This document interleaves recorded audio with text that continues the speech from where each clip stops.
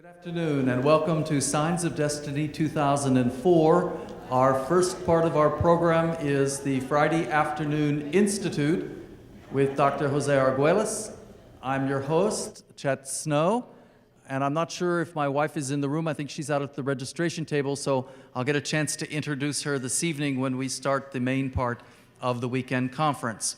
But it's my great privilege and pleasure to have Dr. Jose Arguelles here and his assistant Stephanie South and also Sarah Bronson, and they are here from Oregon. And Jose Arguelles has been really a giant for many people who came into understanding that our world isn't the reality that we were raised to think it is when he came out with his really extraordinary book, The Mayan Factor, in 1987, and at that point introduced many of us to the concept of a different calendar, of a different way of looking at time, of a different way of seeing reality day by day. I won't lie to you and say that I have become adept at understanding all that he has so extraordinarily researched and put together, either from the ancient Maya or from his own research or about the new calendar system and the 1320 system instead of the 6024 system. But I find that it is a goal worth striving for, because as he has so wonderfully said, and I know as he will introduce the calendar in more detail to us this afternoon, it is how we situate ourselves in space and in time that in fact creates a resonance within our mind, and that resonance is either in sync with the resonance of the universe around it or it is not. And unfortunately, our system that we have been using for thousands of years is not. And now it's time to get in sync with that resonance, that the universal resonance. And that, I think, is the most important message that we can learn about in this particular time. I also know that this particular year has been chosen in a way as being very important as we come in the last 8 years of the time spell of the ancient Mayans up to the year 2012 by our current dating system. It's really hard, you see, in speaking to people, not to speak in terms of our current calendar. But without further ado, I do want to have Jose Arguelles come and be our teacher this afternoon, and we welcome him. Thank you very much.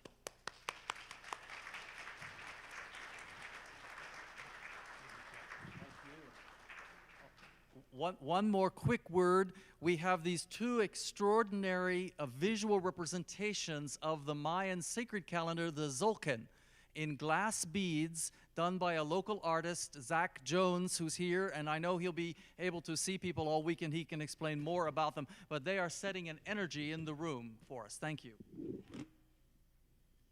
Thank you very much, Chet, and good afternoon, everybody. Is everybody comfortable and up close enough to and enjoy and appreciate the proceedings?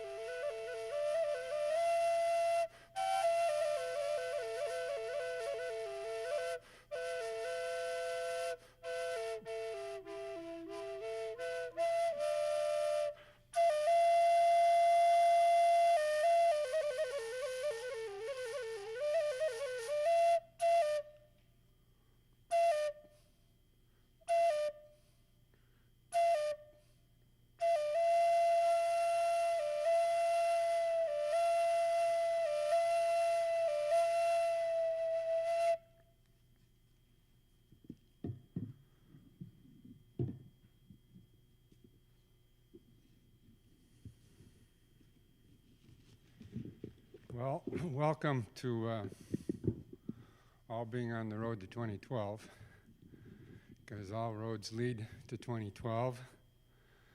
As Chet said, that's a date from the current calendar system, but numerologically all numbers are significant, and so 2012 is also significant. The date when the Mayan long count of the 13 Baktun cycle concludes on the Gregorian calendar is December 21st, 2012. That's 12/21/2012. And so all these numbers actually have some kind of meaning. It doesn't matter that we say 2012 Anno Domini, that's the Christian 2012 year of our Lord, but that's okay too, who can be against Christ. But we also say AD Arcturus Dominion, because Arcturus is the shepherd star, and Arcturus is the place where the legion or guardians of this sector of the galaxy supervise what happens here. So it's 2012 Arcturus Dominion when we say the cycle comes to a close. So when we say the cycle comes to a close, we're talking about, as I said, a cycle that was initiated according to the Mayan long count system of the 13 Baktun cycle, that this was a cycle that was initiated on the equivalent date of August 13th, 3113 BC, before Christ, or Babylonian conspiracy. That was 5,000 some odd years ago, 100 and about 13 years ago. And now we are at this point, 8 years of the closing of the cycle. What does that mean when we say the cycle is closing? We're on the road to 2012. It's interesting that this date, 2012, has surfaced in the popular imagination very powerfully. I think it first had any kind of currency in my book, The Mayan Factor, in 1987. You didn't find too many references to that date before then. But it's not just from Mayan accounts that this date has surfaced. I think Jeff Stray is going to be here this weekend, and he's got his Diagnosis 2012 website, if you're not familiar with that, and that's kind of an encyclopedia of the 2012 subculture, the music, the prognostications, the visions, the predictions, the whole thing. You'll find there, and you'll see that like it's something that is cropping up in the archetypal, from the archetypal collective unconscious of the human race, because we are all one, and we are all headed to this point, which is the closing of the cycle. If we go back and see where this cycle began at 3113 BC, you can go look at standard history books or standard timelines, and very often you'll see something like history began circa 3100 BC. You find that, for instance, the current Hindu Kali Yuga began, I believe, February 17th by current standard of 3104. That's supposedly when Krishna disincarnated. That's only some 9 years or 11 years short of the 3113. Or you find first city in history, Uruk, circa 3100 BC. Or you'll find first Egyptian dynasty, circa 3100 BC. Well, it's clear that in the Mayan computation, that what we call the cycle of human history, this cycle that we're all living in, this 5,000-year accretions of cultural data, of habits, of biases, of prejudices, of nationalisms. That whole process was engendered by some type of cosmic event, August 13th, 3113 BC. And that this cycle, that everything that we refer to as world history, as it's usually called, which is the history of human civilization since Mesopotamia, since it began in Mesopotamia and Egypt, that this cycle of history, that cycle of history is drawing to a conclusion. That's not hard to see when you turn on the television or read the newspaper. It's the first city in the world, as it's called, Uruk is the name, is the root word of the word Iraq. So the history of civilization is committing its own suicide precisely where it began. It's like the Ouroboros, the alchemical serpent that comes back and bites its tail, okay? So that the beginning and the end are met. And in the alchemical allegory, when the Ouroboros, the serpent that bites its own tail, when it bites its tail, it releases the poison that heals itself.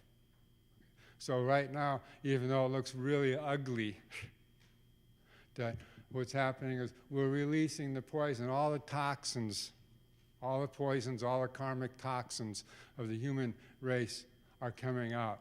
And it's a time in which we are being asked to give up our provincialisms, give up our prejudices, give up our biases, give up our allegiances to all the cultural conditioned factors that have, quote unquote, made us what we are today. Because what we are today, basically speaking, is a sorry species.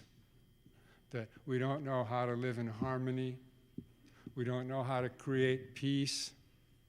We prefer the idea of some type of military action as a form of peacekeeping.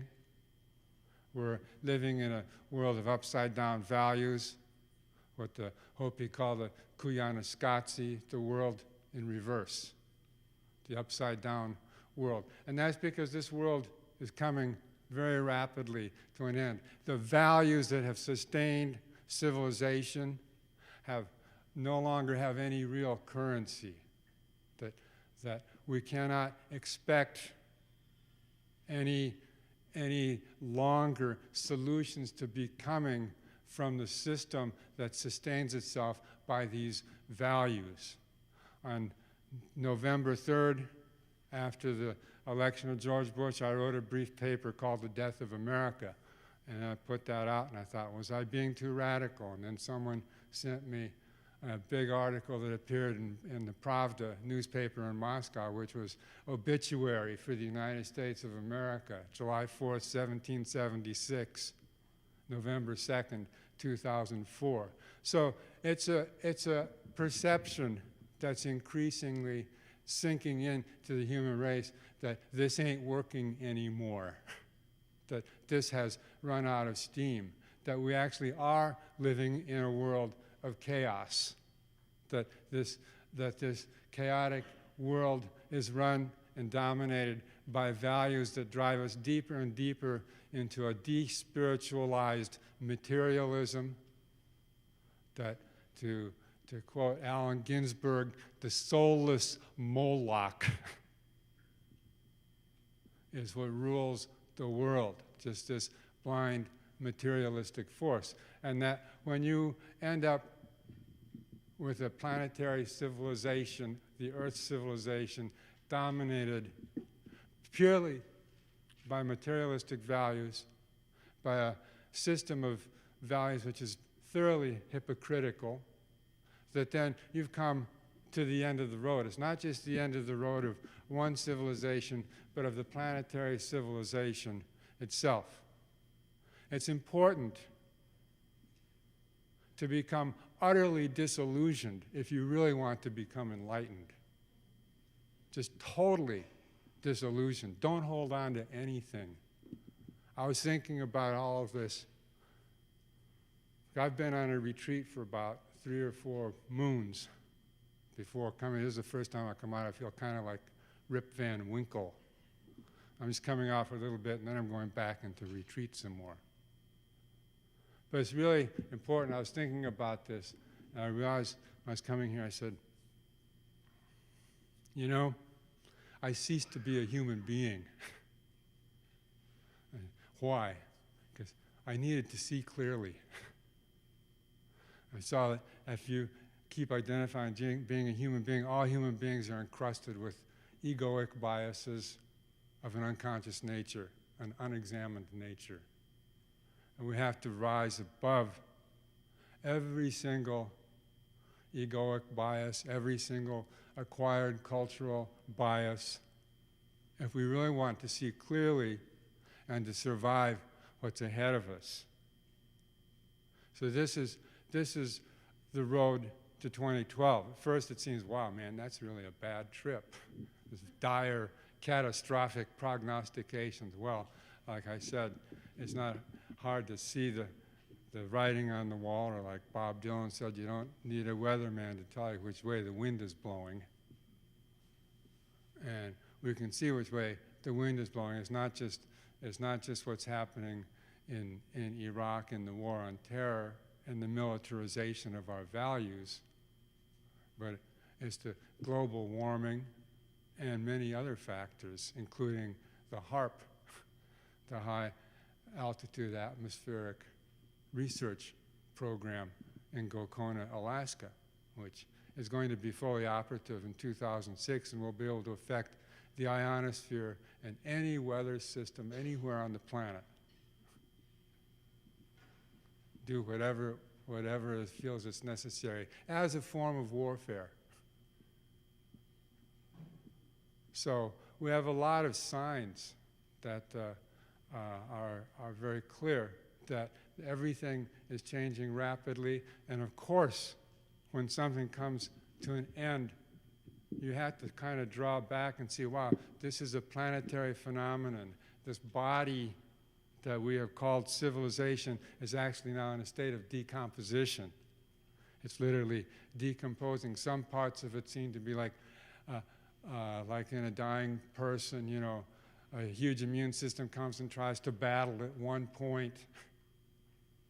But no matter how hard it battles, all sorts of other things come up and keep striking it in other different places. So fighting back isn't going to do the trick. Letting go will. What does 2012 mean? 2012 means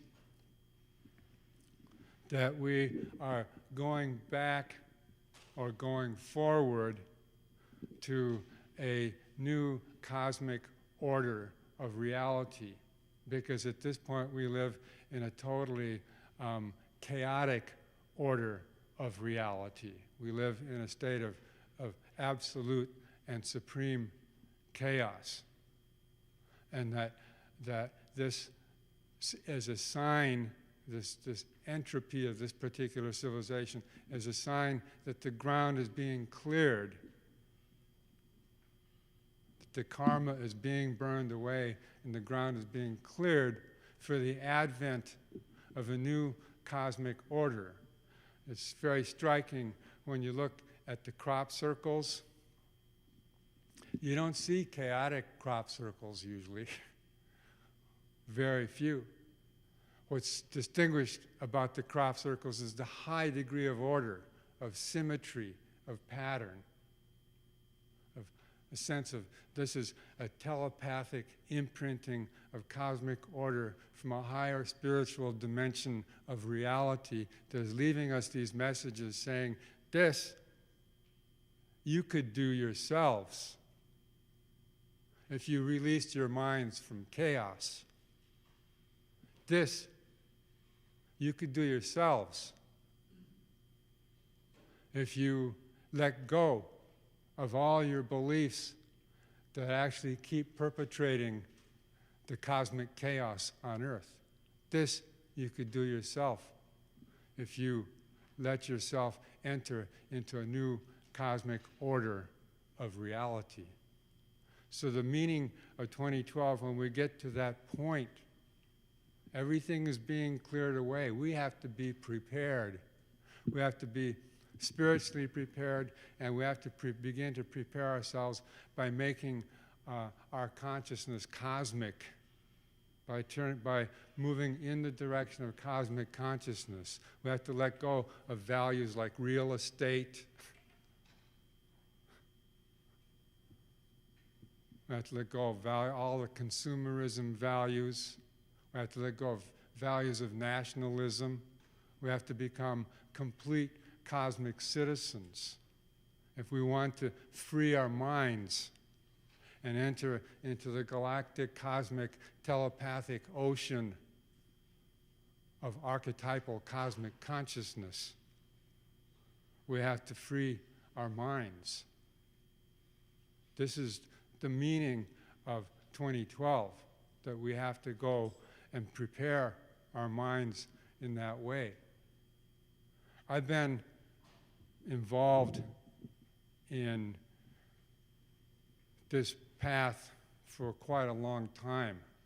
I began this path when I was 14, almost 52 years ago, when I was in Mexico on top of the Pyramid of the Sun at Teotihuacan and had a vision. And since that time, I knew from my vision that I was to do something about bringing back the knowledge that was able to create the cosmic order of the ancient pyramids, of the ancient civilizations of the Maya in Mexico, and in general of the ancient cosmic knowledge. So I spent my life in pursuit of that. How was that going to happen? How are we going to do that? I could see even at that early age that the human race was speeding headlong in a direction farther and farther away from cosmic values. And so how to find some kind of clue or key to help return humanity to a condition of cosmic consciousness, a condition of cosmic values where we realized our oneness with the universe. In that process, I began very early with the study of what's called the Mayan calendar, the Mayan mathematics, the Mayan astronomical system as such. And I knew that this was a vital key. Through the years, I met different people who pointed me in different ways, showed me some signs, led me to the prophecies. The prophecy of 1987 of the harmonic convergence, which I was instrumental in initiating. What was that prophecy about? At one level it said 144,000 sun dancers need to be awakened and reactivate the sacred sites of the world. Why? Because this was the beginning of the closing of the cycle. This was the entry into the time of prophecy. That was way back in 1987. Seems like a long time ago now. In that time, 17 years have gone by, and probably 1.5 billion more humans have incarnated here on this planet. And we've gone from a time when it was easy to go through airports to a time where it's really difficult, at least in this country and many parts of the industrialized world. We live in a time now that is dominated by fear. And that from that time in 1987, that prophecy said, this is the opening of the gate of the road to 2012. This is, the prophecy said that the human beings now have to make a choice. The choice is to leave the present civilization of global materialism and enter into living once again in tune and in harmony with the cycles of universal nature. And that if humanity was able to do this, then 2012 would bring heaven on earth. And if not, then it would see the destruction of planet Earth. Well, as I said, there's many factors today, right now, that you can see the handwriting on the wall. But there's also factors that say, well, actually, there's enough of us who, if we made an extra effort, could make the difference. But to make an extra effort means you have to do something. You have to shift. Like I said, we have to give up a lot of stuff. We have to it's like it's like preparing for death. When you prepare for death, you know there's not too much you can take with you except for a clean conscience. So it's very much like that where now we should be thinking, okay, this body of the old civilization is dying. I am part of that body. To prepare for that death and to make my Bardo passage to 2012 a happy one, I better begin to clear my karma right now. I'd better begin to prepare right now for how I make a safe Bardo passage to 2012. After the harmonic convergence, I knew what the prophecy said, and I wondered, well, what's the key to switching the mental frequency of the human race? What's the key to making a big shift so that we can prepare a positive mental field that's elevating its consciousness in the direction of absolute galactic culture and cosmic awareness? Well, from my study of the Mayan calendar,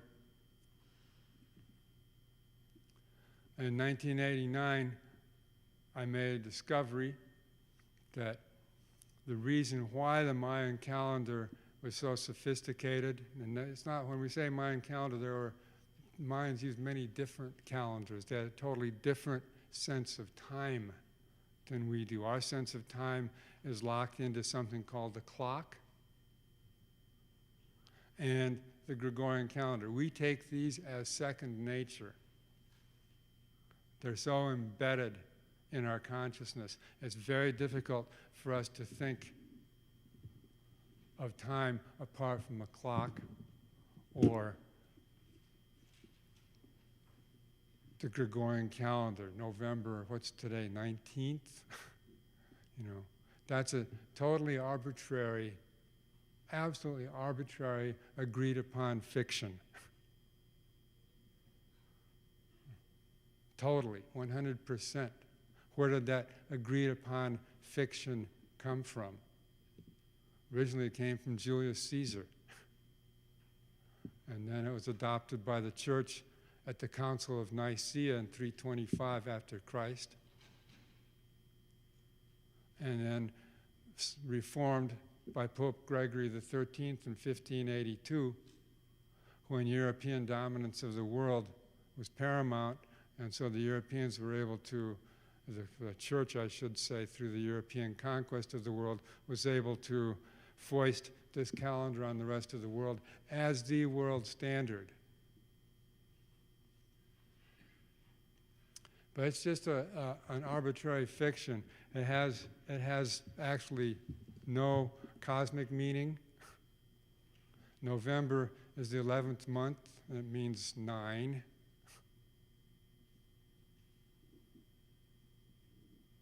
December is the 12th month, and it means 10. And January is the first month, it means doorway, and February is the second month, and it means entrails for divination. We don't know anything, virtually speaking, about this system of time that we lock ourselves into, and yet we have a hard time giving it up. We don't, you know what dogma is? Dogma is when you accept something that you never questioned. So one of the principal dogmas in the world is this calendar and also this clock. When you accept something that you never questioned, and it happens to be the instrument that shapes your whole sense of time.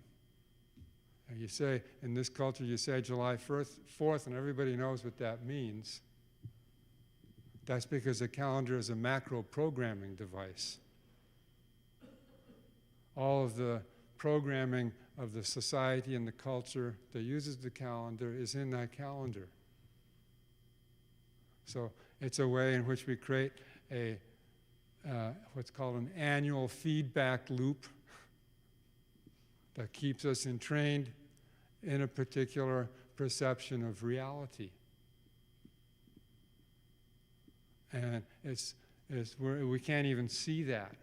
As I've said very often, we're like the goldfish in the water. They don't know the water's dirty. They're just swimming around in it. And that's the same with this calendar. We can't see it. We can't see how it shapes all of our perceptions. Now it's going to be Thanksgiving, and everyone's thinking turkey, and then it's going to be Christmas, then it's going to be New Year's. So these are all these, and then it starts over. What starts over again? What starts over again on January 1st? They say, well, it's not going to be 2004 anymore, it's going to be 2005. But what is it that starts over? It's just this program in your mind. It's an arbitrary mental program. But we're all so embedded in it, we don't even know it. We just accept it. It takes us along with it.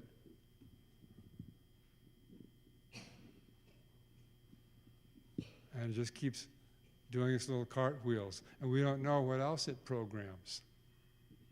I was doing some research, and I found out that the Gregorian calendar actually runs in 28-year cycles. 28 is a very interesting number. It shows that even the Gregorian calendar operates according to cosmic law. Every 28 years, no matter where you slice it, there's always going to be 7 leap years. 7's another key number. So those are the 2 key numbers actually we want to be looking at, 7 and 28. But the Gregorian calendar runs in 28-year cycles. That means, like, you can imagine it as like a big phonograph record. We can remember the old days when we had phonograph records, or maybe a DVD spinning rapidly. But the phonograph record with all the grooves cut in it. And all the grooves would be all the days in a 28-year cycle. And then, but as it plays, new events get overlaid in those grooves, and so each of those grooves becomes an accretion of different types of events. But it's interesting what kinds of events get repeated every 28 years. The 9/11 happened in the year 2001. And I thought, okay, if this thing goes in 28-year cycles, and that's the major defining event so far of our time, at least this recent period of the final stage of history. Let's go back, what happened 28 years? That was 1973. And so, okay, in 2001, the Twin Towers came down. 1973, wow, look at that, April 4th, Twin Towers dedicated. They were destined for one 28-year Gregorian calendar phonograph record cycle. That and no more. What else was programmed into this 28-year cycle? 28 years before 1973, 1945. Hiroshima and Nagasaki, Is this karmic retribution? War? Terrorism? Twin Towers? Well, what happened 28 years before 1945? 1917, America enters the First World War. Russian Revolution. Let's go back another 28 years, 1889. Uh-huh. You like towers? The Eiffel Tower, the world's tallest building, was built in 1889. You can see this program we're repeating. As a 2001, we get this. Who wants another 28-year cycle of this? What will the world be like in 2029? The Pentagon thinks it'll take probably that long to fight its current war. Well, we stick with that, there won't be too much left to fight for when we get to 2029. What happens if you change the program altogether? Everyone's got one of these packages. There's a little card that looks like this.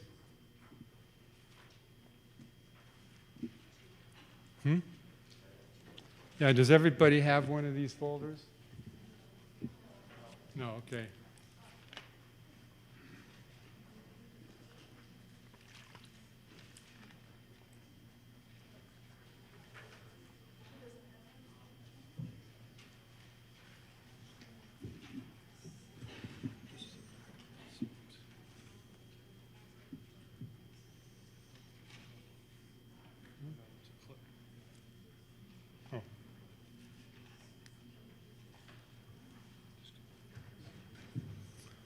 Okay, you've got your packages. I've been wired.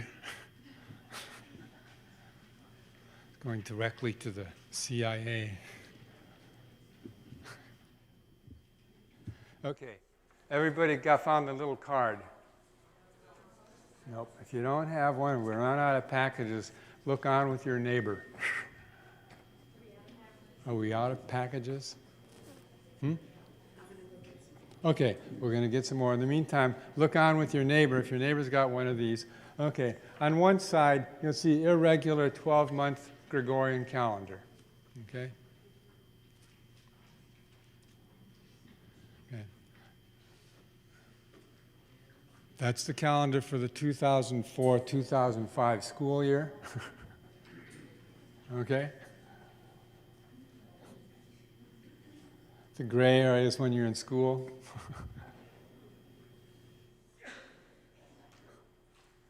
Okay? Okay, that's what that calendar looks like. A calendar, what is a calendar? We think, well, a calendar, like I said, what happens on January 1st? What changes? Nothing but something in your mind. The word calendar is a Latin word. And it comes from the word calends. Calends was in the Julian calendar. Calends is always the first day of the month. And calends means account book. It's when you pay your bills. So a calendar is a schedule for paying your bills. So that's not a really cosmic concept. But you can see why we live, according to this calendar, why we live by the ruthless philosophy, time is money. That's the philosophy of this calendar. Time is money. You can see by the irregularities of it, it's the irregularity, A, of the number of days in each month, and B, the fact that the 7 days of the week and the months don't correspond either. So, we know today is Friday, November 19th, but if you say, okay, what day of the week is December 19th going to be, or January 19th, well, that's a little harder to figure out. Your mind usually goes into a jam at that moment, and that's exactly what this calendar has programmed you to do. You can't think about time. It just short-circuits you. The galactic Mayans, my people, they think that we're a very primitive race as far as our concept of time goes. That we can't think about it. We don't know why, because we don't have any order in our time. You can see that. That's a calendar. It's actually what? What does that measure? If you look, you'll see another piece of paper, one that looks like this. We've made a study package so you can take this home. And if you didn't understand everything the teacher said, you can go back and look again. In this package here, you'll see the sun at the center, V24. Where I come from, the sun is called Velitropa 24. That's a star. We're in the Velitropa sector of the galaxy, which is defined by the pulsar Vela. And the pulsar Vela defines it's at one edge of a 6,000 light-year diameter, and we are smack in the middle of that. This Velitropa sector, where V24 is the star, medium-sized star.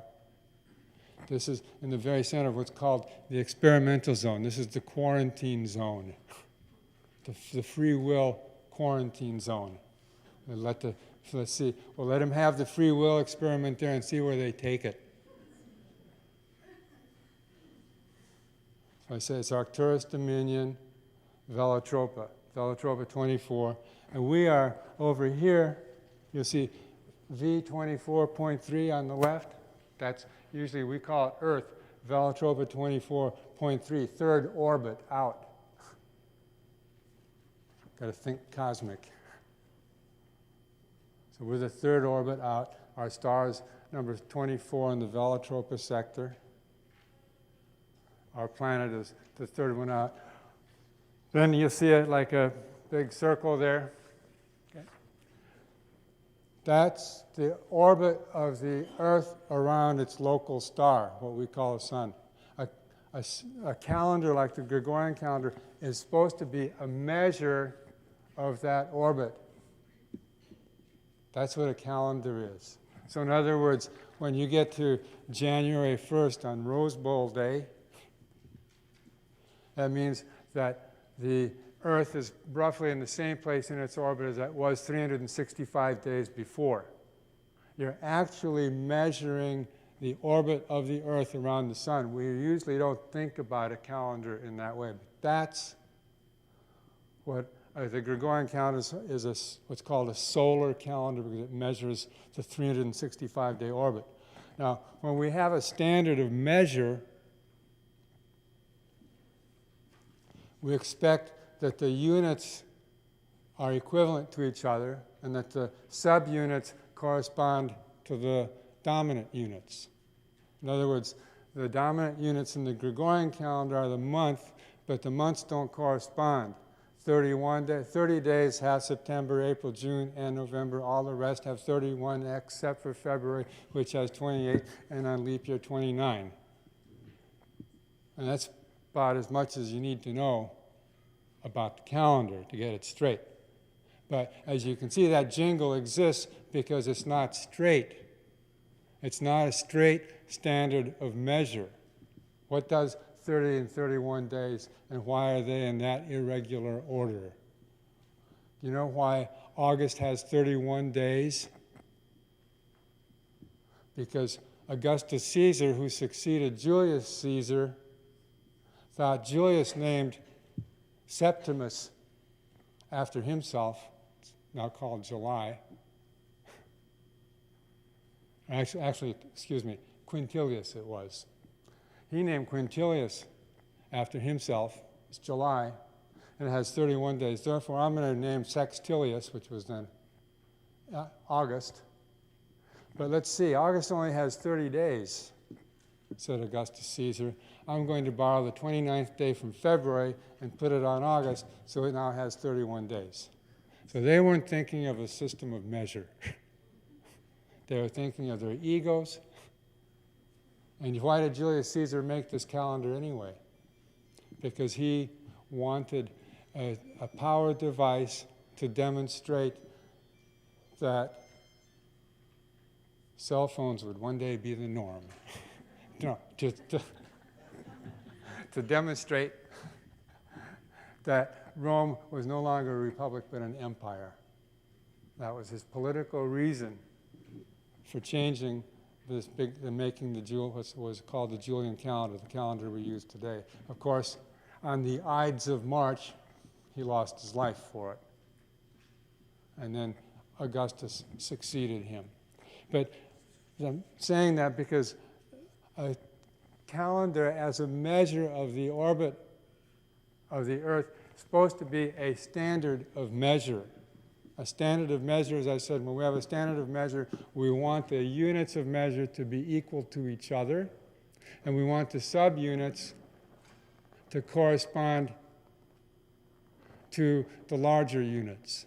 Now, when you have units of measure that are 30, 31, 30, 31, 30, 30, 31, 31, etc., those don't correspond to each other.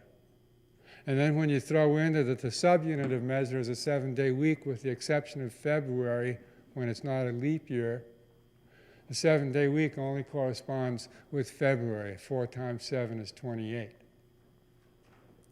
And so the 7-day week is continuously going off from the rest of the days of the month. And that's why that calendar looks like that. And you have to kind of piece that all together to figure out all the 7-day weeks. We know that there's 52 7-day weeks basically in a year. 52 times 7 is 364. Okay? If you look at this graphic again, a couple things I'd like to point out to you. The orbit of the Earth around the Sun is 585 million miles. Now, that's an interesting number because it divides perfectly by 13. 13 times 45 million is 585 million. That means that this circle, this diameter, the circumference of that's created by the orbit of the Earth around the Sun, that this divides perfectly into the number 13. Okay. If you take the number 365, the number that's closest to dividing into that perfectly is 13. 13 times 28 is 364, the same as the number of days in 52 weeks, plus 1 extra day. So if you look at the cycle, this orbit here, you can see you can divide it into 13 equal parts. Each part is 45 million miles. That means every 28 days, the Earth has gone another 45 million miles in its orbit. If you take down in the lower corner, you can see you break that down. We're traveling at the rate of 1,600,000 miles a day.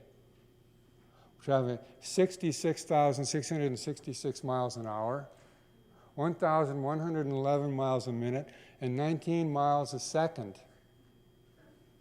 That's how fast we're going. Why are we going so fast? Or why do we need cars to go fast when we're going that fast already? That's really an amazing rate of speed. And it's interesting that the time that the Earth, and any place, if you're on the equator, that in any place on the Earth, 800,000 miles is going to be day, and 800,000 miles more is going to be night. That's interesting because that's the diameter of the Sun. And we say 28 days. 28 days, you'll see when you look at V24.3, you see our satellite, the moon. That moon actually has a mean orbit of 28 days. Scientifically, the moon goes around the Earth 13 times in the time the Earth goes around the Sun once. We have different measures of the moon. The two main measures are the synodic measure, which is new moon to new moon, which is 29.5 days. But we also have the sidereal measure, which is 27 days, and that's from the place where the moon appears at the same place in the sky. So that's really interesting. It kind of boggles your head to think about that. But there's a 27-day measure and a 29-day measure. So the mean measure of the moon, if you're out in space looking at it, the moon's going around the Earth every 28 days. It's interesting, all the ancient people knew this. Someone sent me a book recently called The Alphabet and the Ancient Calendar Signs, which was written, I think, sometime in the 60s, I guess it was. Very well-researched book, but it's very interesting. What it turns out is that, like, before we had the zodiac of 12, nearly all the cultures, the Arabian, the Hindu, the Chinese, they had what's called the 28 lunar mansions. And the 28 lunar mansions is the basis of the 28-day cycle. 28 times 13 is 364. And 13 times 28 is 364. You have, in the Mayan calendar, you have, in 1 year cycle, you have 28 13-day cycles. And then you also have 13 28-day cycles. All the ancients knew this. In fact, there was a whole other zodiac that existed before Babylon, and that was the zodiac of the 28 houses. They still have this in the Hindu Jain cosmology, and you can find this in the ancient Chinese cosmology. This was the 28, the wheel of the 28 lunar mansions. It's called, and then the Milky Way galaxy goes to the center, and you have 28 different constellations. And this is called the map of the river of heaven. And the reason for this is that 28 is very, very interesting. 28 is actually the key cosmic number because it's a factor of 7 and of 4. 4 is the number of form. If you take, and then 7, now that's the mystic number. If you take 7 and you have 7 apples, to make it simple, you go 1, 2, 3, 4. The fourth one is in the center of those. There's 3 on each side. So 4 and 7. Okay? Those are the two key numbers, and the two factors of the 4 and the 7 create the 28. And all the ancients knew that the 28 was actually the lunar cycle.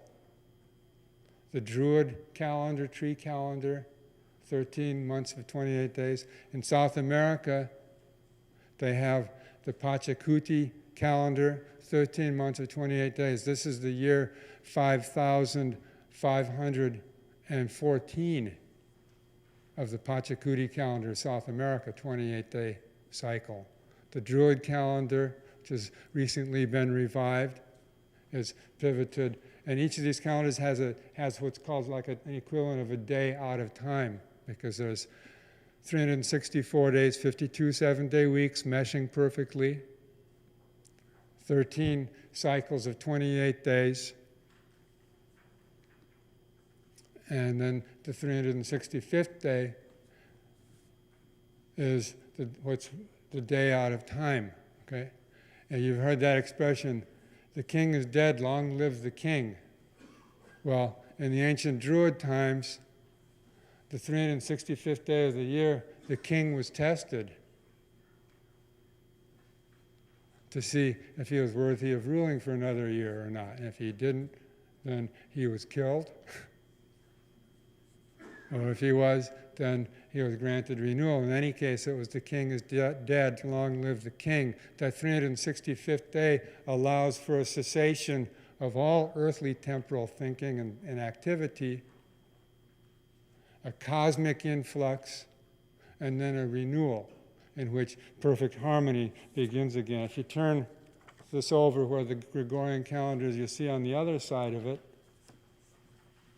the calendar of 13 months.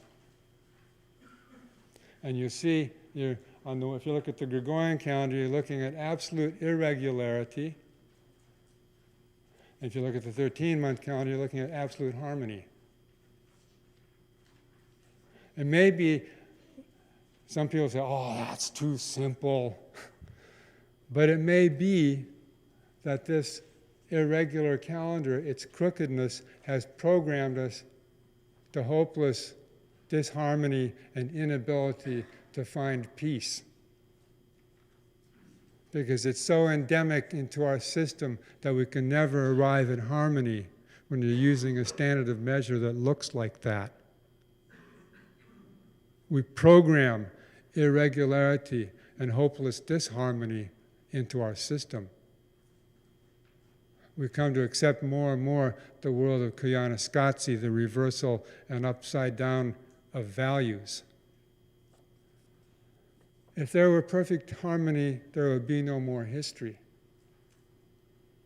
History, as we have come to know it, is a function of chaos.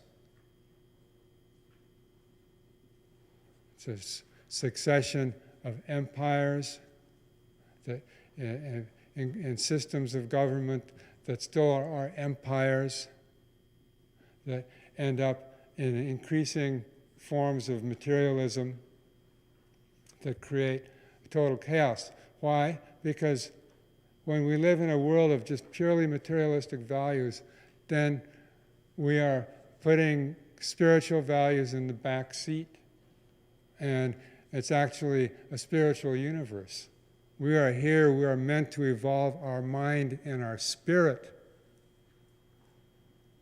and we're putting them in the back seat. One of the biggest news of the day is that Kmart bought Sears for $11 billion. I was thinking, God, did the guy write a check for that? Pay to the order of Sears, I own you now.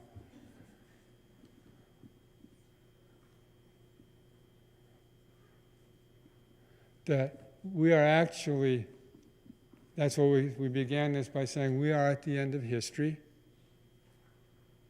because we are meant to evolve spiritually and mentally, and history has reached its own dead end. It's now in its process of its own suicide. It's the Ouroboros biting its tail. It's releasing its poison. And in the middle of that, we say, okay, we have a chance to right now begin the preparation toward cosmic order. Harmony is the negation of history. People have talked about post-history for a while. What does that really mean? Well, you can't have post-history and be in the Gregorian calendar, I'll tell you that. And you can't be, if you get rid of the Gregorian calendar, you have no idea how many values and institutions you're also getting rid of. You have to think, all of the institutions of the modern world that exist have come into existence since 1582. The stock market, parliamentary government, democracy, corporations, modern school system, everything when it gets incorporated. On this date of our Lord, November 19th, 2004, Sears and Roebuck became Kmart. Sacred decree, written in the calendar. We will compete with Walmart.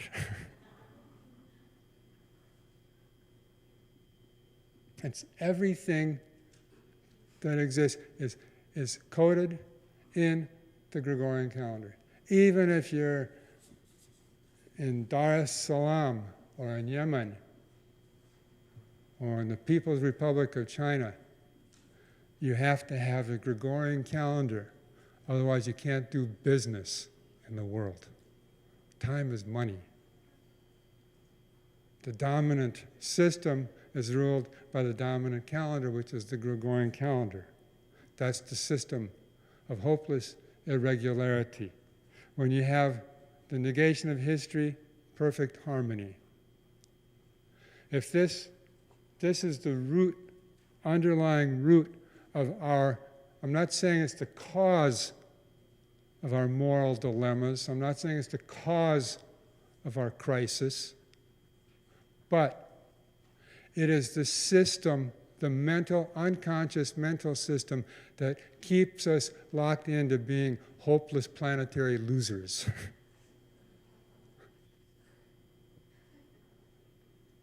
It keeps us locked in to irregularity that just won't quit. No matter how many laws you make, it doesn't get better. Every law that's made, H.R. 4195, November 19th, 2004, the U.S. government hereby decrees it loves Kmart's buyout of Sears.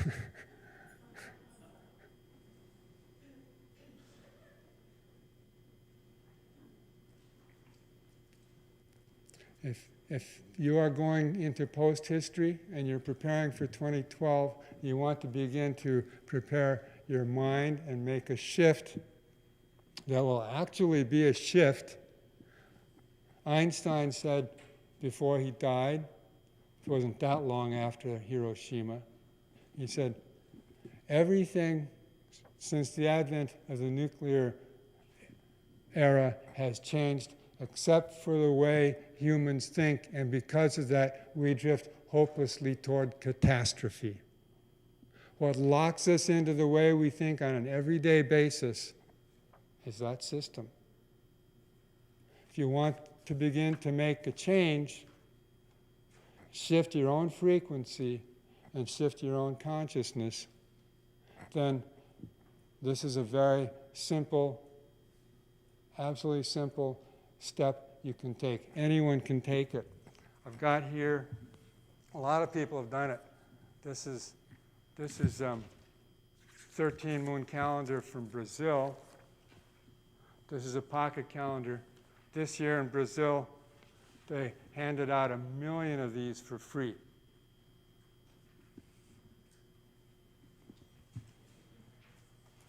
This is nice.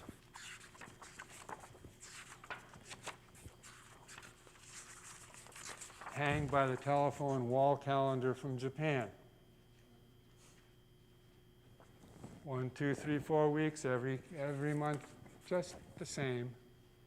Program for harmony, for regularity, for order, for cosmic order.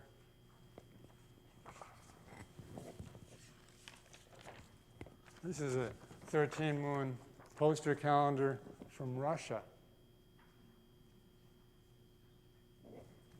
1, 2, 3, there's 5 moons, and then another 4 here, and then going around to the 13th moon there. Similar one, again from Japan.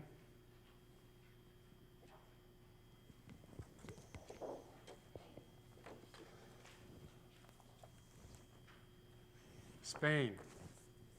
There's a calendar of harmony because when you're in the 13 moon calendar, you're harmonizing at minimum 3 cycles: the lunar cycle, the solar cycle, and the 260-day galactic cycle. And then from that, there's all sorts of other harmonic subcycles. And so this calendar from Spain for this year in color form shows you all the patterns of all the harmonic subcycles that are operating. Here's one from Chile.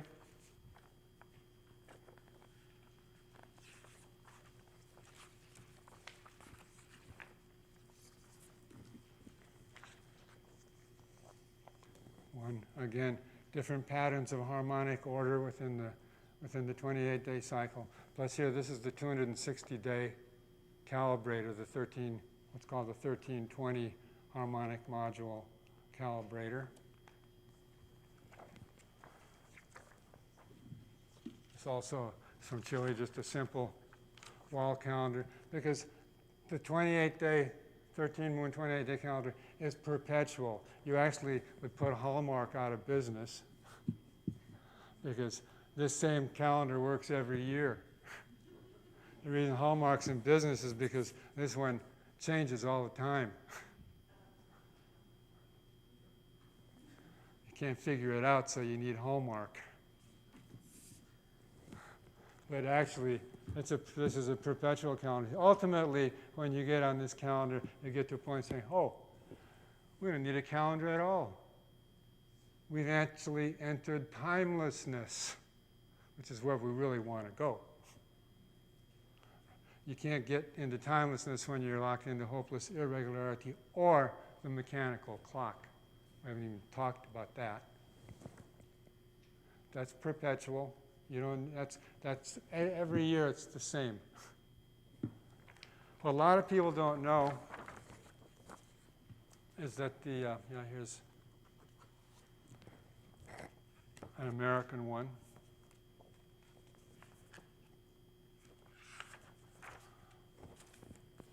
For this month here, we're in the overtone moon. Today, actually, on the 13-moon calendar, is the 5th day of the overtone moon. Okay. What a lot of people don't know is that there was a calendar reform movement in the early part of the 20th century that was actually taken up by the League of Nations, the predecessor to the United Nations.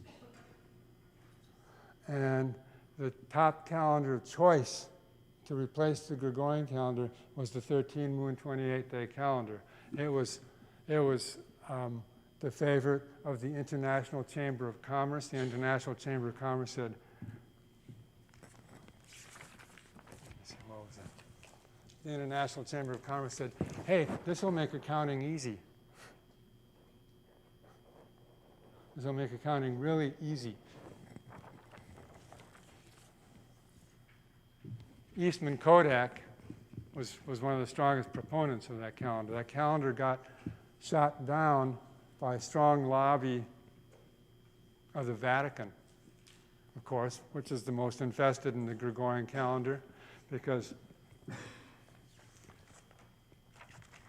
this calendar has 13 perfect months, 28 days each, 52 perfect weeks, and then one day at a time, the 365th day, which we call the Day of Peace and Culture.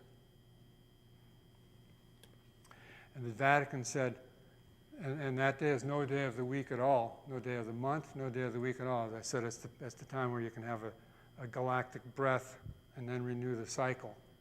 It's the cosmic meaning of that. The Vatican said, if we adopt a calendar, and nearly all the calendars that were being proposed wanted to be perpetual, and wanted to keep the 7-day week, and to keep the 7-day week in a 365-day cycle and keep everything perpetual, you need to have the 365th day be no day of the week at all. The Vatican said the 7-day week was set in motion by God at the beginning of creation, and if we break the succession of the 7-day week by a day out of time, we will plunge the world into terrorism, social chaos, and war. Well, you can just see exactly where we are today. As a result of that effort, the whole calendar reform movement bogged down, and by the time, this was in the mid-1930s, and in 1939 the Second World War began, and that pretty well put an end to that. Afterwards, the status quo was even more ensconced in the old order. In 1956, the United Nations Committee on Social and Economic Thought tabled the concept of calendar reform indefinitely. In 1961, Vatican II Council said, we'll accept a calendar reform as long as it doesn't break the succession of the 7-day week and doesn't mess with the movable Easter. Easter, you know, why does Easter happen on a different day every year, every different Sunday? Because Easter falls on the first Sunday after the first full moon after the spring equinox, except for when it's the same as Passover, and then it's the Sunday after that. Well, you know, we can laugh at these things because we're laughing at our own irrationality that we cop to these things. And as I said at the outset, we really want to be cosmic citizens. We want to be at one with the universe. We want to attain to that state of ascension or universal transcension where we are all in the same common state of mind, that we are all feeling the same universal love, that we have all transcended all of our differences, that we've all been able to forgive absolutely everybody. That's what we want. And we have to make steps to start to get there. And this is, if we are actually where we are as a species, the meaning of 2012 is that this current evolutionary cycle is now coming to an end. Upstairs they're going, okay, do we give this gaggle a renewal or not? Have they proved themselves worthy? Can they handle not destroying a planet? Do we renew them? Do we give them an evolutionary upgrade? 2012 is coming soon. They need a final exam. Give them a final exam. See if they can figure out that their sense of time is screwy. And that if they can make of their own free will, which is how they got in this jam in the first place, if they can make of their own free will a shift in their timing frequency, maybe we'll give an upgrade.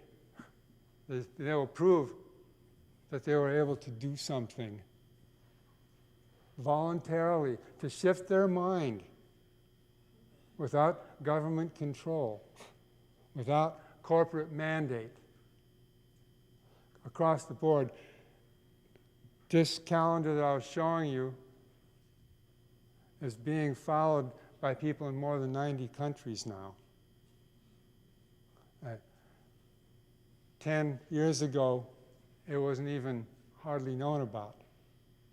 That's because, and it's been, especially since the 9/11, people have been responding even more rapidly. This account is now there's groups in Tel Aviv using this. We were able to go to Baghdad last March and leave calendars there. It's being taken up because it's a unifier across the board. Mahatma Gandhi, in 1934, writing in the Journal of Calendar Reform, said he was really behind this idea of changing the calendar. Why? Because it was a unique way of unifying people in a peaceful way to transform their world and their way of thinking. Precisely the point Einstein was making. As long as we don't take that effort to change how we think, we're not evolving. You can't evolve. We won't get that big zap unless we first make one step, an across-the-board step, and to change our frequency, to change our own perception of ourselves, to change our perception of time and how we are in the universe. And in that package, most of you who got it, there's a little thing that says 13 Moon Calendar. This is your evolutionary ticket. Someplace in there it says, "Welcome to Galactic Kindergarten," because that's where we are right now. This is Galactic Kindergarten. Most of you are hearing about this for the first time. And we can, page 22. No, I was looking, yeah, and then I was looking for today. Page 12. If you go to page 12, yeah, we got more of those calendars if you don't have one. On page 12, it says Overtone Moon. Okay, and look for day 5. Okay, that's where we are today in the cosmic harmonic calendar of the 13 moon 28-day cycle. Okay? So it's just as easy as falling off a log, as they say. Once you found that, then tomorrow is going to be day 6. you can begin, and you'll see this says day 5, and then there's a little thing, a dot and 2 bars. Okay, you go on the page 3, you'll see on the far left side, you'll see that there's 13 notational symbols, starting with 1 dot and going up to, on the bottom, to 2 bars and 3 dots. You'll see the 2 bars and 1 dot, that means 11. Okay. 1 dot, 2 dots, 3 dots, 4 dots. A bar is 5. A bar and 1 dot is 6. A bar and 2 dots is 7. 2 bars is 10. 2 bars and 1 dot is 11. Okay. So that means today it's an 11 tone. And you see that it says that's tone 11, spectral, and then it says the keywords dissolve, release, liberation. I've been talking about dissolving our connections, our biases, our prejudices, our allegiances to the old order, releasing from our egos, and going into liberation, cosmic liberation. Of course, it just isn't going to come by following this calendar. I'm not trying to say that. But this is the way of changing your mental frame, your mindset. And that's a very fundamental change. If you look on, then beneath that, if you look on the day 5, the 13 moon cycle is just really simple. Days, you see every moon is days 1 through 28. They're all in the same place. And then what the 2 bars and the dot, and then beneath it as a symbol. Okay, this is the 260-day cycle. So we have a 13 moon 28-day cycle, and we have a 260-day cycle that are perfectly synchronized, so that in 52 years, on the 5th day of the overtune moon, once again it will be the spectral tone with this symbol, which is the eagle, spectral eagle. That it will return in 52 years. It means with the 260-day cycle and the 13 moon 28-day cycle, in 52 years, in 18,980 days, no 2 days are the same. Okay. So that, in other words, next year, overtone moon 5 won't be spectral eagle. It will be crystal sun. And then the year after that, overtone moon 5 won't be crystal sun. It will be cosmic serpent. So it keeps changing. Okay. So you're dealing with the synchronization of 2 different systems. The word that we use more and more is a synchronometer. Synchronometer, a measure of synchronicity. Because time is the factor, is the universal factor of synchronization. This was the Mayan secret of time. Time isn't duration. The essence of time is the universal factor of synchronization.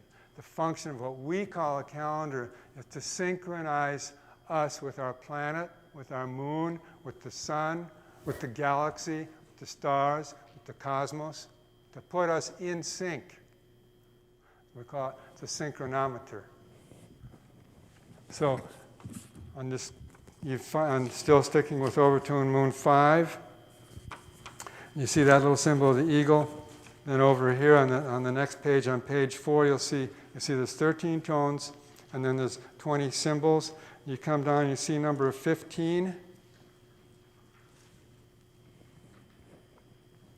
Everybody got that? See number 15 there? That's today, the eagle. And then it says, this is the blue eagle, and its keywords are vision creates mind. Okay. So that means that every day, not just overtone moon day 5, but there's a quality, an affirmation for each day that helps you become a better human being. So everything is positive. There's no negatives. It's harmony.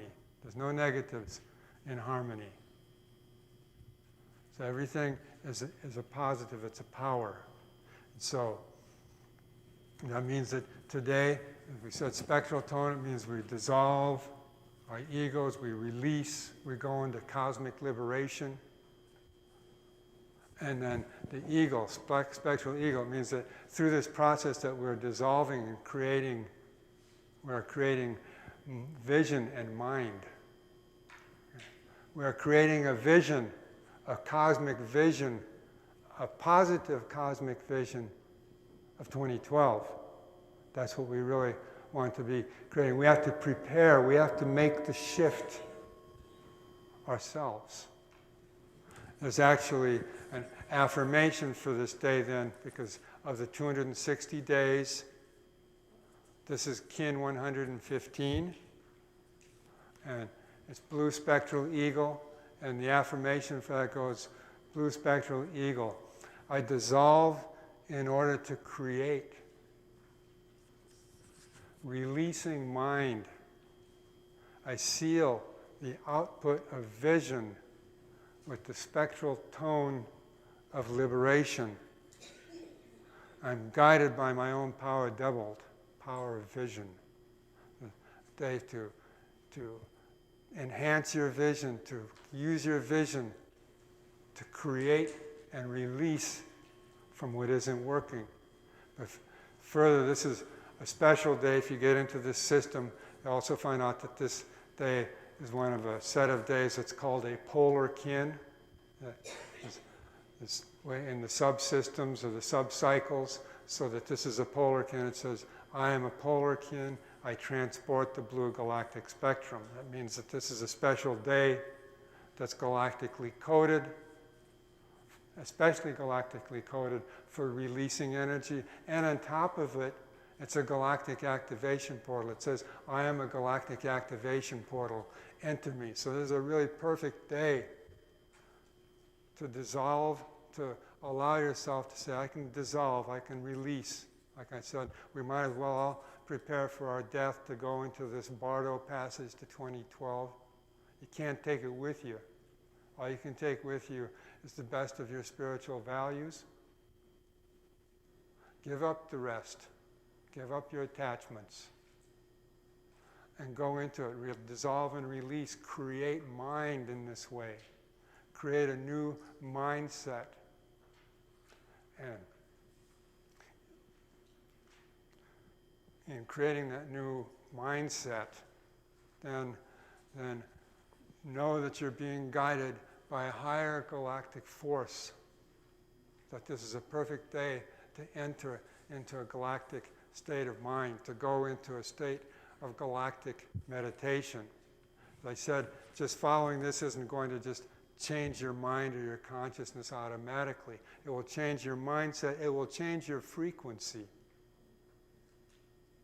And we're straddling both worlds. That's why we give the Gregorian calendar dates. No one's going to get lost.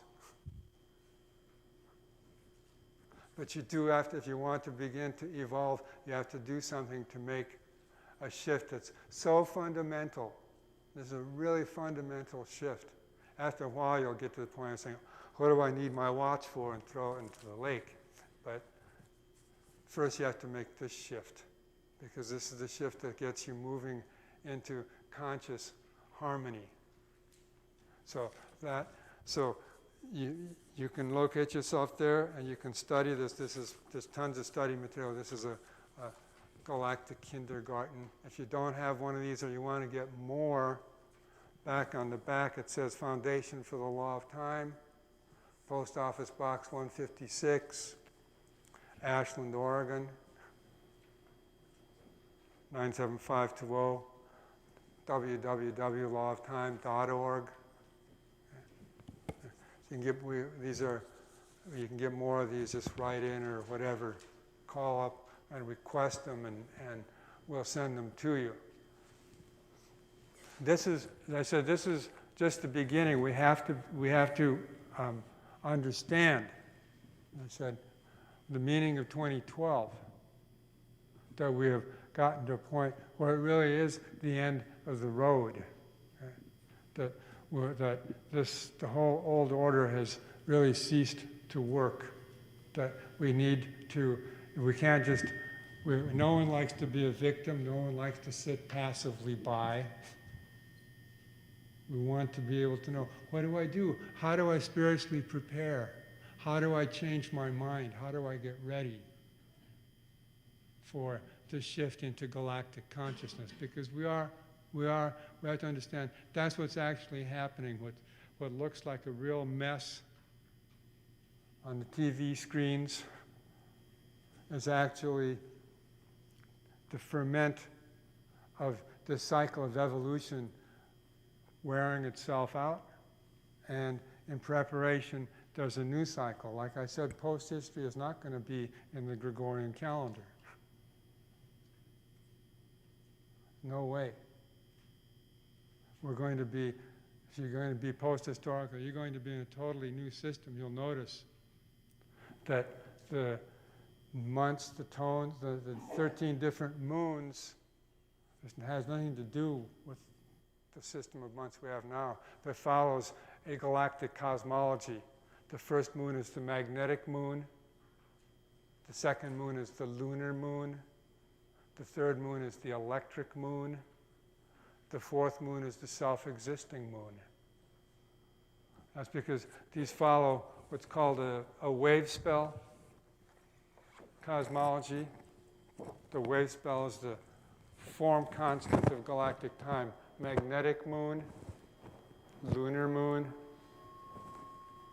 electric moon, self-existing moon, and now here we are in the overtone moon. It means that we have started the year, which the year always starts, it's correlated to July 26th, which was correlated to, that's originally some 1,000 years ago, that was the heliacal rising of Sirius, and then what follows the great Sothic cycle, and when that Sirian cycle is completed, then we'll be back precisely at that date again, Sirius rising with the sun. So July 26th is the correlation for this, correlated to Sirius, it's galactic correlation.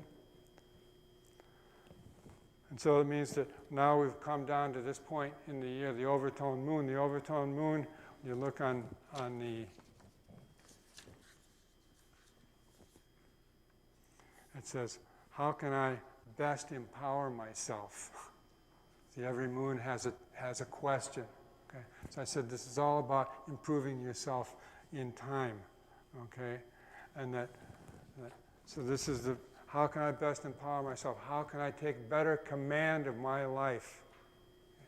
One step, one very simple step to take better command is just shift your timing frequency. Say, oh, maybe this is one of the clues I've been waiting for. Shift my timing frequency.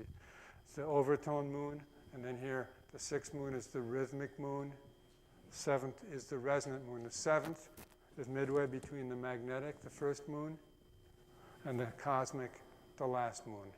Okay. The resonant, 7 is the resonant tone. It's in the very center. I talked about 4 and 7. If you have 7 apples, 4 is in the center.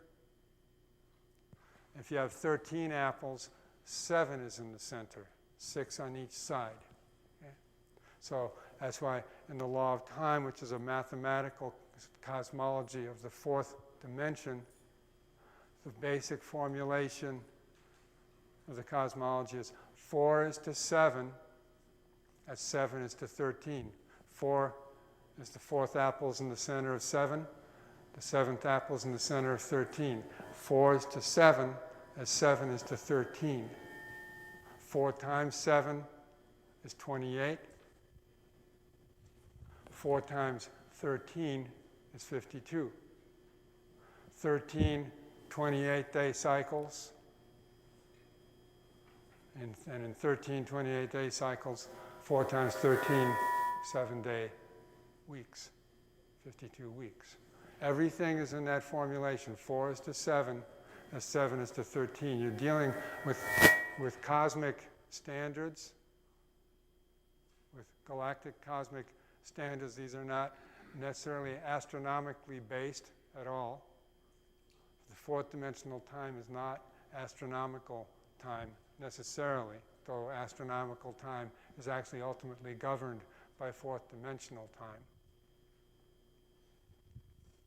So the resonant tone is in the center between the magnetic, which is where everything begins. It's magnetized at the beginning. When it reaches the midpoint, you have resonant attunement. If you also look at numbers 1 to 13, 13 and 1 go together, 2 and 12, 11 and 3, 10 and 4, 9 and 5, 6 and 8, but 7 stands alone. It mirrors both directions. So you have the rhythmic tone, the rhythmic moon, the resonant moon, the galactic moon, the solar moon, the planetary moon, the spectral moon, the crystal moon, and finally the cosmic moon. The first four, magnetic, lunar, electric, and self-existing, establish the order. Self-existing is the self-existing form, 4. And then the overtone moon is in a position where you overtone the higher cycles. And then you have the rhythmic and the 6, because then you have 1, 2, 3, 1, 2, 3, or 1, 2, 1, 2, 1, 2. And you have possibility of that rhythm. And then the 7th, which is the resonant in the center. And then you have the 8th is galactic 8, the octagon. You look in the Sufi symbolism, the 8, the octagon, that's the cosmic order. Octave, okay, that's the 7 plus 1, do, re, mi, fa, sol, la, ti, 7, do, makes the octave 8, okay? That's the galactic, that creates the galaxy as the smallest unit of universal cosmic order. So the galaxies are the constituent building blocks of the universe. And then you step down from the galaxy to the sun, solar, and from the solar to the planetary, which is the 10th. The planetary is the place of manifestation. Okay. So this is, everything manifests on the planet. Everything is manifesting on this planet. All the karma of the free will zone of the Velatropa sector is now incarnate on this planet. That's why everybody's here for the final curtain call, 2012. Everybody has shown up. Planetary manifestation. Then the 11th tone is the spectral. Once you get full manifestation, there's nothing left to do but dissolve. And when you dissolve it, then you return to the perfect form, which is the crystal. And a crystal is, if you look at any crystal, a crystal, how did it get like that? How long has it been like that? What will change it? A crystal, unless you break it or do something like that, is impervious to change. So the 12th tone, and the meaning of 12 is the crystal. The crystal is the basis of the concept of the temple. Its complex structure, its stasis. That's why the concept of time is 12 months is static. It's a spatial concept. And that's why it creates materialism. But properly understood in the whole context, 12 is the crystal tone. The crystal is the perfect form. It's the number of the temple. Temple is the structure of cosmic order. And then once that's complete, then you go over here like this to the 13th tone, the cosmic tone. And you become absolutely cosmic. You've gone through the whole process. And the 13th tone, the 13th moon, which ends on the corresponding date of July 24th. And then the day out of time, which is corresponding July 25th. This is no day of the week, no day of the moon. It's Galactic Freedom Day. It's a release. so that then the process can renew itself again in the magnetic moon and then continue the self-replicating cosmology. It's a perpetual syntropic rather than entropic cosmology. Harmony is syntropic. It only induces to greater and greater and greater levels of harmony and order. The evolution of the galaxy, the evolution of the universe is a mental, spiritual evolution, as we know. That all we're experiencing right now is the maximum point of the involution of the spirit in matter. The whole process is a matter of the involution of the spirit and the evolution of the spirit. The spirit becomes involved in matter to the point where there's a state of almost utter amnesia and forgetfulness. And then comes the cathartic point. When the cathartic point comes, then there's that turnaround, the biting of the Ouroboros of its tail and the release of the poison, the wake up that we've run out of steam and we have to go in a new direction, that it's up to us to evolve, to spark the spirit into its next evolution, its next stage of evolution. And we can't evolve individually without all of us evolving. That's impossible.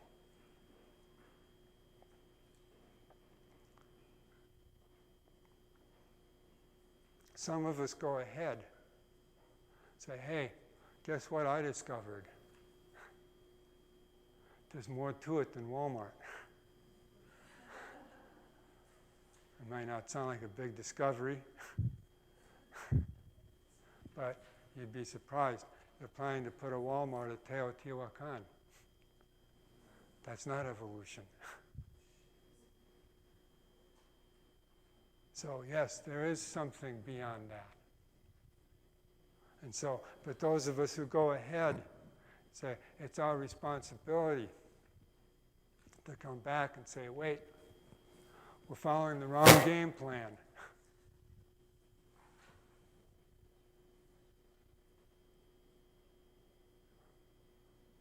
Bucky Fuller said, the way that you deal with an old model of reality that isn't working anymore, you don't fight it, you build a better model. The 13 moon calendar is a better model. You can just look at that little card, like what I say. Which would you choose? Which do you think is going to create more harmony? Simple visual acid test. It's clear. What's going to give you a better model of reality?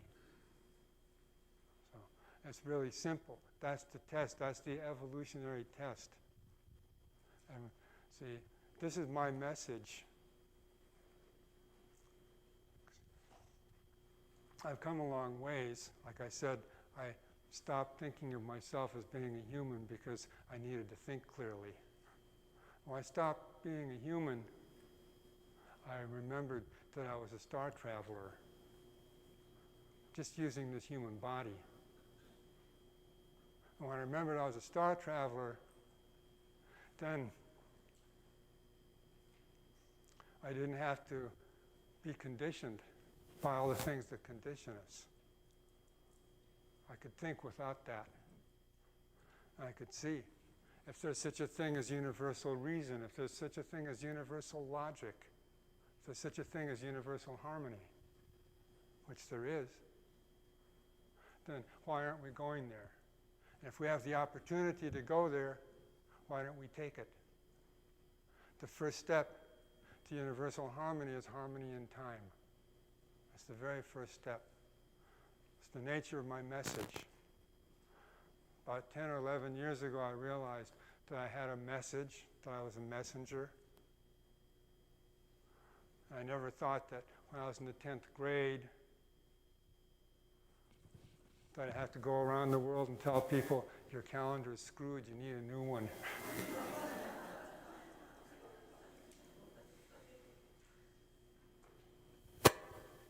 And I realized you can't do that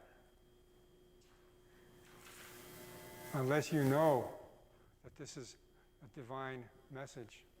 This isn't just some deal, some intellectual shell game.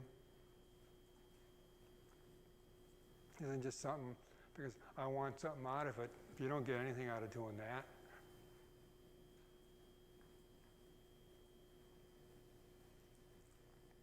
You do it because you see.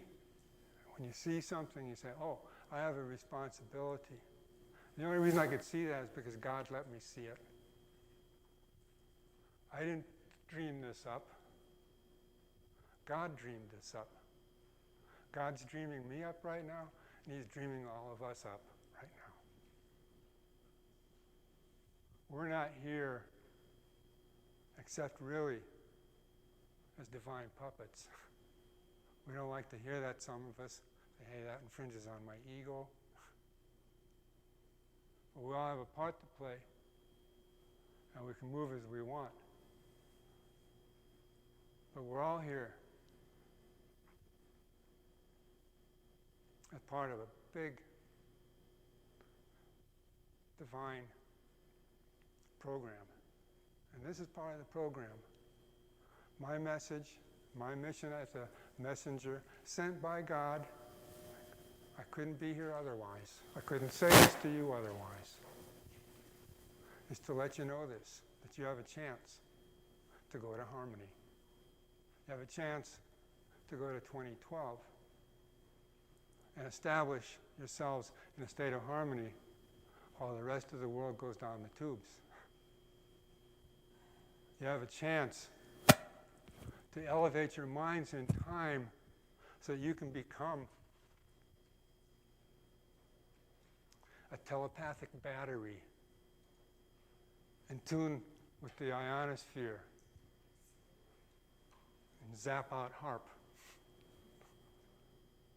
You have a chance to elevate to the next stage of evolution. Where are we going? We're going to the noosphere, the mental sphere of the planet. The planet is going to develop its planetary mind and its planetary consciousness. And we're the agents. But we can't do that unless we all get in sync with universal time and universal harmony. Then when we do that, we can advance guard of us to become a telepathic battery, a geomagnetic battery. Then we're going to perform miracles. But we have to get unified. We have to get unified and in sync with universal galactic time. Then we're going to be able to do it. We'll be able to create miracles before 2012 to turn the world around. If we created the atomic bomb, what could we do positively? We created something equivalent to the atomic bomb positively. What would that be? What would that look like? Okay? We can do that. Our brain waves are synced to the electromagnetic field of this planet. But we can't sync our brain waves to that electromagnetic field until we're in sync with ourselves and ourselves are in sync with cosmic time. Then we can perform miracles. We can sync up our brainwaves with the electromagnetic field of this planet and alter positively the very look of our planet. But it all starts with a simple step.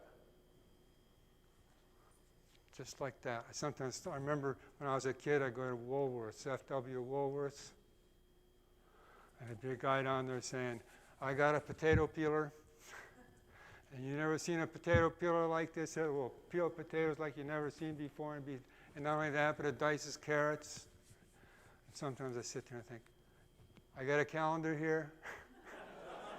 You won't believe what this is going to do for your mind. You really won't believe what it's going to do for your mind. Thank you very much.